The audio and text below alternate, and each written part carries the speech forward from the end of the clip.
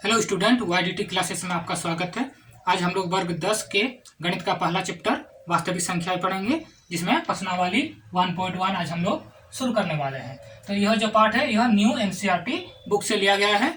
ठीक है, तो जो पुरानी NCERT बुक थी उसमें यह पार्ट 1.2 में है, यानी न्यू NCERT बुक में पुराने बुक में जो 1.1 था उसे हटा दिया गया है और 1.2 जो था उसे न्यू NCERT बुक में 1.1 कर दिया गया है। ठीक है, तो चलिए वीडियो की शुरुआत करते हैं हम लोग। पहला चैप्टर वास्तविक संख्याएं। तो 1.1 के प्रश्नों को हल करने से पहले हमें कुछ बातों को जान लेना बहुत जरूरी है, जिसमें पहला है HCF, दूसरा LCM। तो HCF क्या है? देखिए, इसका पूरा नाम होता है हाईएस्ट कॉमन फैक्टर, हिंदी में इसे मौसौ कहा जाता है, महत्तम समापवर्तक। दूसरा है LCM, इसका पूरा नाम होता है लोएस्ट कॉमन मल्टीपल, इसको हिंदी में लोसो कहा जाता है, लघुत्तम समापवर्तीय। ठीक है, तो आखिर HCF देखिए, HCF क्या है? इस संख्याओं में प्रत्येक उभयनिष्ठ अभाज्य गुणनखंड की सबसे छोटी घात का गुणनफल। तो जो HCF होता है वो संख्याओं में जो उभयनिष्ठ अभाज्य गुणनखंड होते हैं उनकी सबसे छोटी घात का गुणनफल होता है। यानी उभयनिष्ठ का अर्थ हुआ कि दोनों संख्याओं में जो अभाज्य संख्याएं होती है उनकी सबसे छोटी घात का गुणनफल होता है। ठीक है, LCM लसा, इसका देखिए क्या होता है?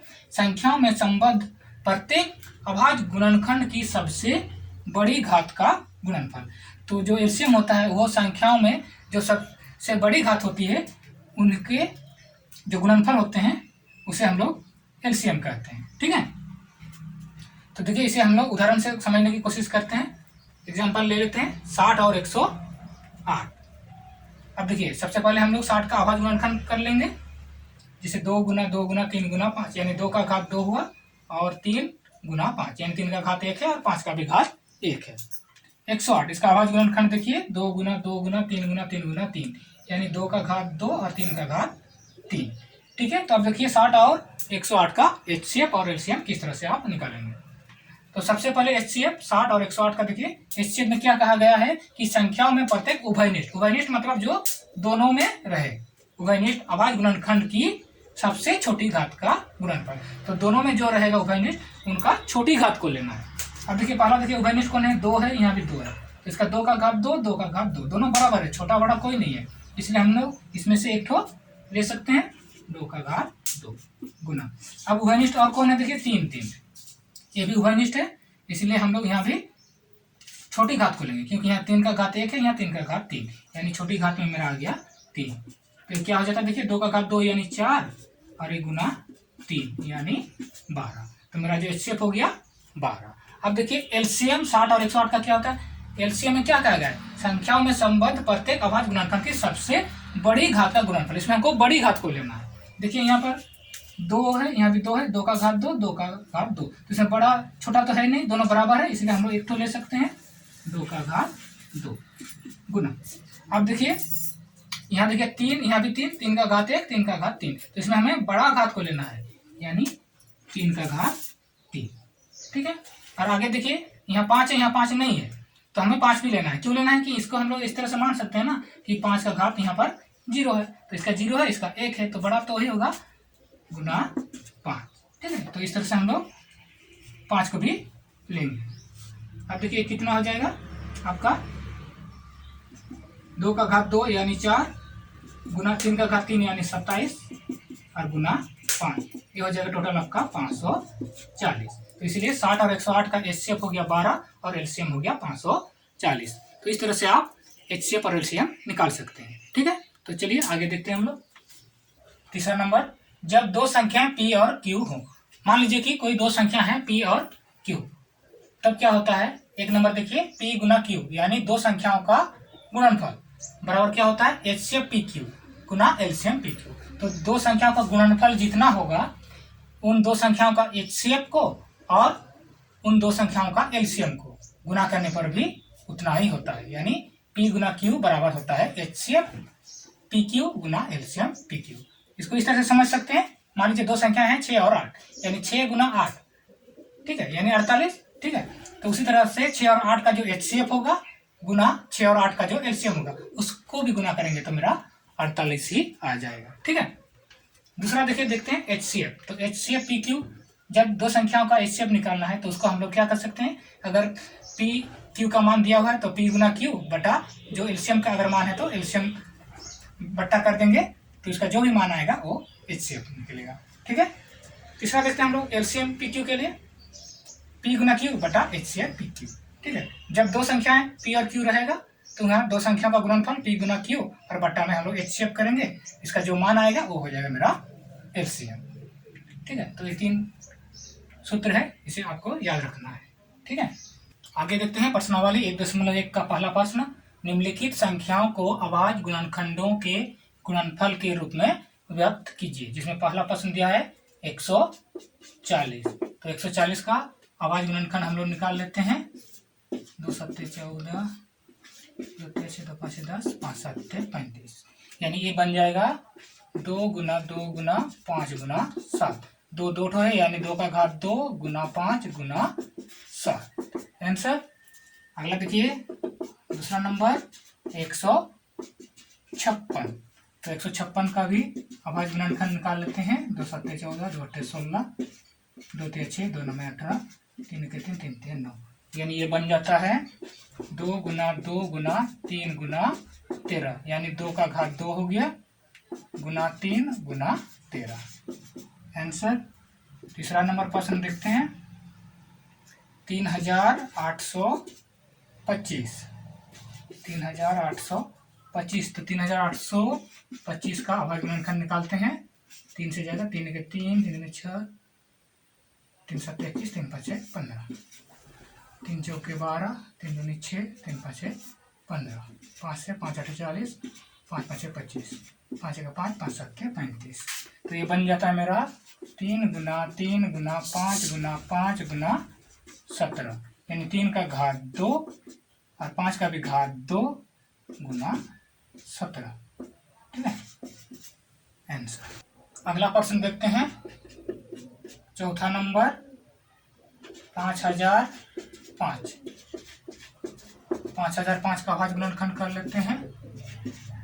5 से जाएगा, 5 के 5, 5 के 5, 7 जाएगा, 7 के 7, 7 चौके 28, 7 21, 11, 11 3। तो ये बन जाएगा मेरा 5 गुना 7 गुना 11 गुना 13। ठीक है। अगला प्रश्न देखते हैं पांचवा नंबर 7429। 7429, इसका अभाज्य गुणनखंड निकाल लेते हैं। 7429 का ये 17 से जाएगा, 537 हो जाएगा, 19 23। तो ये बन गया 17 गुना 19 गुना 23 आंसर। ठीक है। अगला प्रश्न देखते हैं 2 नंबर। पूर्णांकों के निम्नलिखित युग्मों के HCF और LCM ज्ञात कीजिए तथा इसकी जांच कीजिए कि दो संख्याओं का गुणनफल बराबर HCF गुना LCM है। तो क्या है कि दो संख्याएं दी गई है और उन दो संख्याओं का जो गुणनफल होगा और उन दो संख्याओं का जो HCF और LCM होगा वे दोनों बराबर होते हैं। ठीक है, इसे जांच करना है। ठीक है, चलिए इसको हम हल करते हैं। पहला दिया हुआ है पहला प्रश्न 26 और 91। तो 26 का अभाज्य गुणनखंड निकाल लीजिए 2 गुना 13 और 91 का अभाज्य गुणनखंड 7 गुना 13। तो पहले HCF निकालते हैं हम लोग 26 और 91 का। तो HCF क्या होता है? HCF उभयनिष्ठ गुणनखंड की छोटी घात का गुणनफल होता है। तो इसमें उभयनिष्ठ में कौन है? देखिए 13 उभयनिष्ठ है और इसका भी घात 1 है और नीचे वाला का भी घात 1 है। दोनों का घात बराबर है। हमको छोटी लेना था लेकिन दोनों बराबर है तो हम लोग एक तो ले सकते हैं HCF के लिए, तो इसलिए 13 हो गया HCF। और LCM देखिए 26 और 91 का क्या होगा? LCM में हम लोग बड़ी घात का गुणनफल लेते हैं। तो ऊपर देखिए पहले 2 है, नीचे 2 नहीं है, तो बड़ा तो 2 ही हो गया। ठीक है, यहाँ 7 है लेकिन ऊपर 7 नहीं है तो 7 भी हो जाएगा इसमें। और 13 उभयनिष्ठ है, इसमें बड़ा को लेना था लेकिन दोनों बराबर है तो इसलिए हम लोग यहाँ 13 ले लेंगे। ठीक है, तो इसको जब गुना करेंगे तो होगा 182। तो जो 26 और 91 था उसका HCF हो गया 13 और LCM 182। अब हम लोग इसको जांच करते हैं। ठीक है, दो संख्याओं का गुणनफल, दो संख्याओं का गुणनफल। दो संख्या क्या है? 26 और 91। इसका गुणनफल होता है 2366। अब हम लोग HCF 26 91 का गुना LCM 26 91 का निकालते हैं। ठीक है,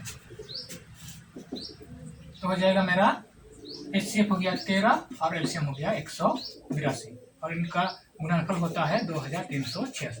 देखिए बराबर हुआ, इसलिए हम लोग लिख सकते हैं कि दो संख्याओं का गुणनफल, संख्याओं का गुणनफल बराबर होता है HCF गुना LCM।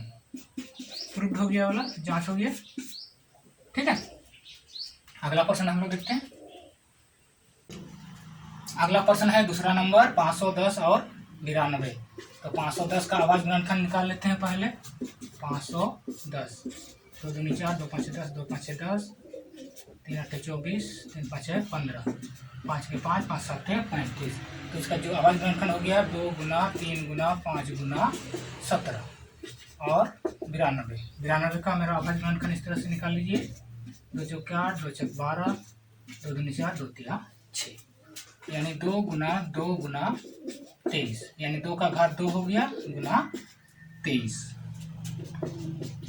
अब हम लोग HCF निकालते हैं 510 और 92 का। तो HCF में हम लोग को उभयनिष्ठ गुणनखंड का छोटी घात लेना होता है। तो देखिए उभयनिष्ठ कौन है? यहाँ सिर्फ 2 ही उभयनिष्ठ है और कोई उभयनिष्ठ नहीं है। तो 2 का घात 1 है, यहाँ 2 का घात 2, तो छोटी घात लेना है इसलिए 2। तो HCF मेरा हो गया 2। अब LCM 510 और 92। तो HCF में मेरा जो उभयनिष्ठ होता है उसका बड़ी घात को लेना पड़ता है। तो इस यहाँ 2 का घात 1 है, 2 का घात 2, तो हम लोग यहाँ लेंगे 2 का घात 2। आगे देखते हैं हम लोग यहाँ 3 है, यहाँ 3 नहीं है, तो बड़ा तो मेरा 3 ही हो गया। ठीक है, यहाँ 5 है, यहाँ 5 नहीं है, तो बड़ा के हिसाब से 5 हो गया। 17 यहाँ है, 17 यहाँ नहीं है, तो यहाँ भी 17 भी आ जाएगा। यहाँ 23 है, यहाँ 23 नहीं है, तो ये 23 भी LCM में आ जाएगा। ठीक है, तो ये 2 का घात 2 यानी 4 गुना 3 गुना 5 गुना 17 गुना 23। ठीक है, तो इसका जो गुणनफल होगा वो हो जाएगा मेरा 23,460। ठीक है, अब हम लोग इसको जांच करते हैं।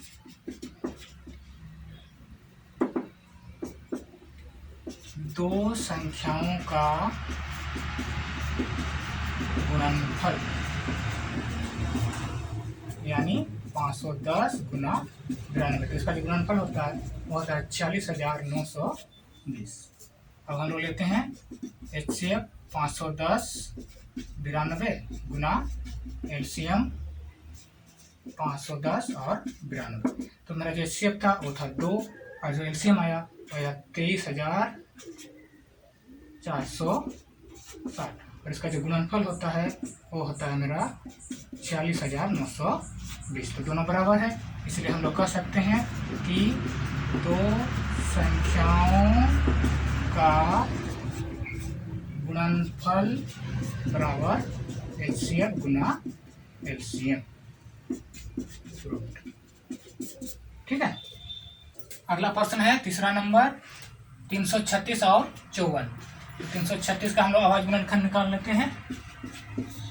2 के 2, 2 छक 12, 2 8 16, 2 8 16, 2 छक 8, 2 छक 5, 2 दूनी 4, 2 दूनी 4, 2 के 2, 3 7 21। यानी इसका आवाज गुणनखंड हो गया 2 गुना 2 गुना 2 गुना 2 गुना 3 गुना 7, यानी 2 का घात 4 गुना 3 गुना 7।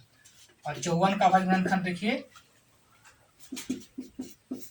2 दूनी 4, 2 सत्ते 14, 3 9 27, 3 3 9, यानी इसका होता है 2 गुना 3 गुना 3 गुना 3, यानी 2 गुना 3 का घात 3। ठीक है, अब हम लोग HCF निकालते हैं। HCF 336 और 54 का।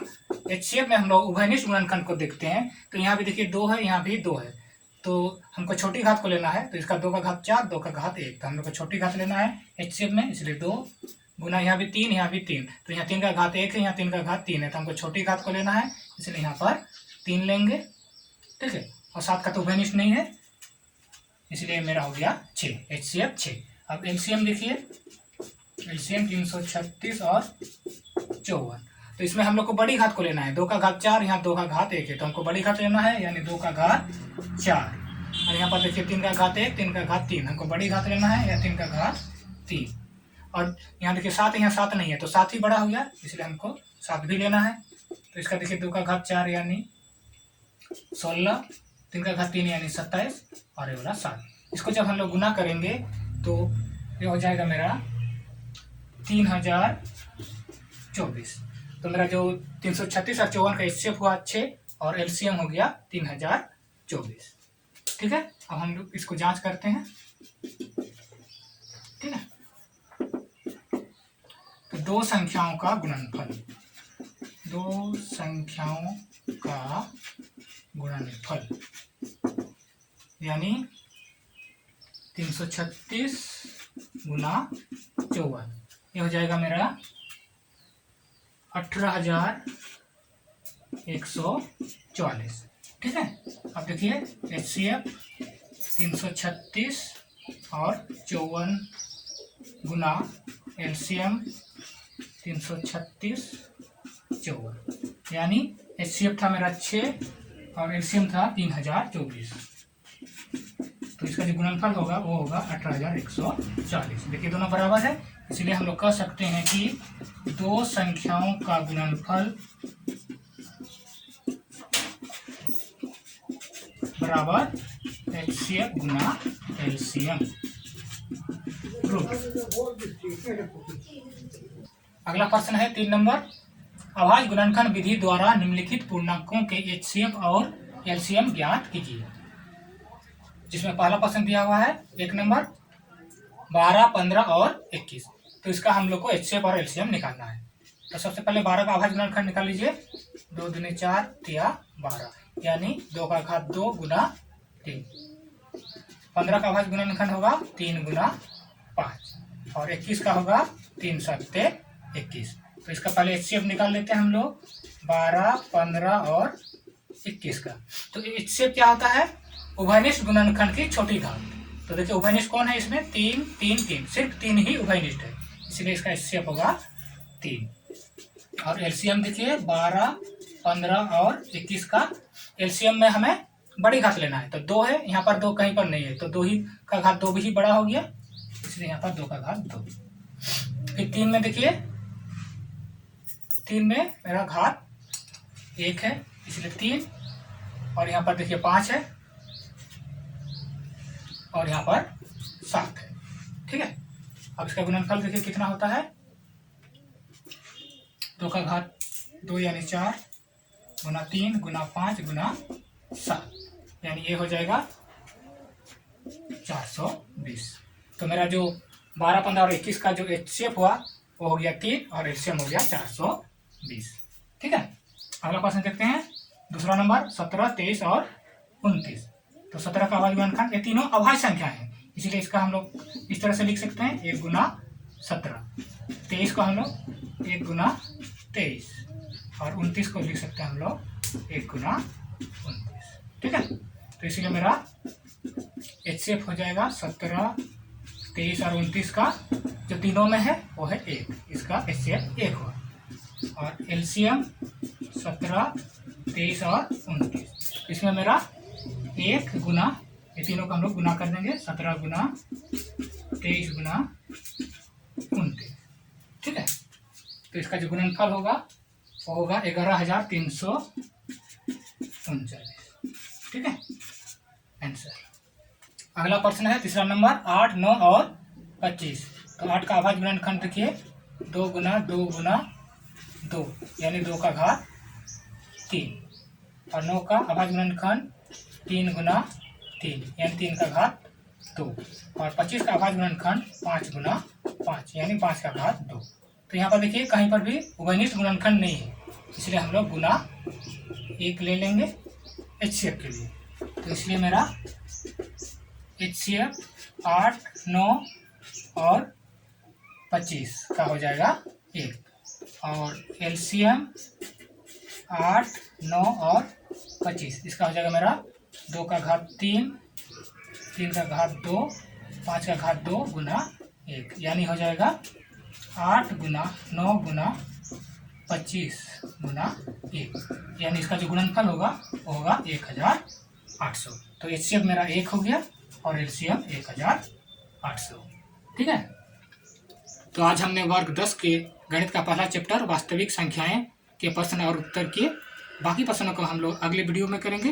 अगर आपको यह वीडियो अच्छा लगा तो लाइक और शेयर कीजिए, और अगर आप इस चैनल पर नए आए हैं तो इस चैनल को जल्दी से सब्सक्राइब कीजिए। मिलते हैं हम लोग अगले वीडियो पर।